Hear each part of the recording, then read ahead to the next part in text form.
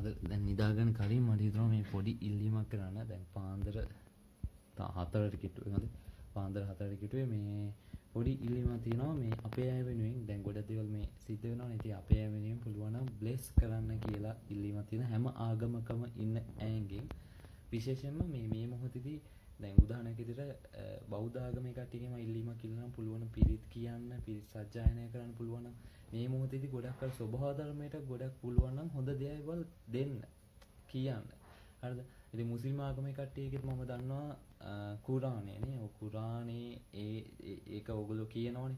අන්න ඒක පුළුවන් මේ දවස් ටිකේ අපේ අය වෙනුවෙන් කියන්න. විශේෂයෙන් අපේ කොල්ලෝ වෙනුවෙන්. අපේ කොල්ලෝ ගොඩක් මේ තමන්ගේ ජීවිතය ගැනවත් හිතන්නේ නැතුව අනිත් අයගේ ජීවිතේ බේර ගන්න යනවා. ඉතින් ඒ හැම කෙනෙක්ම බේර ගන්න ඕනේ. ඒකලම ආරක්ෂා කරන්න කියලා. තව දැන් Hindu කට්ටිය, දෙමළ කට්ටිය පුළුවන් නම් පුද පූජා තියන්න. ඒ දේවල්, ඒ ආශිර්වාදේ මේ මොහොතේ ගොඩක් වටිනවා. ඉතින් මං හිතන්නේ මං කරන්නේ හොඳ ඉල්ලීමක්. ඉතින් මේ දේවල් විශ්වාස කරන්නේ නැති කට්ටිය මේවට කමෙන්ට් දාන්නවත් මුකුත් කරන්න එපා. ඉතින් මේ ආධ්‍යාත්මික පැත්තෙන් ඉන්න කට්ටියකින් ඉල්ලන ඉල්ලීමක් ඕගලන්ගේ ආධ්‍යාත්මික මේක මේ මොහොතේ ගොඩක් වැදගත්. ඉතින් ඒක දෙන්න, මේ ස්වභාව ධර්මයට දෙන්න ගොඩක්ම වැදගත් මොහොතක් ඒක. ඉතින් පොඩි ඉල්ලීමක් කරේ.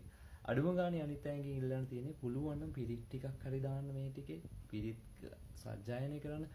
ආපදාවට ලක් වෙලා ඉන්න කට්ටියට මම ඔන්න පොඩි දෙයක් කියන්නම්. මේ අභිසම්පදා පිරිත. ඔයගොල්ලෝ දන්නේ නැත්නම් මේ අභිසම්පදා පිරිත දන්නේ නැති කට්ටියක් ඉන්නවා. ඉතින් මේ YouTube එකේ ගහනකො YouTube එකේ ගහන අභිසම්පදා සූත්‍රය කියලා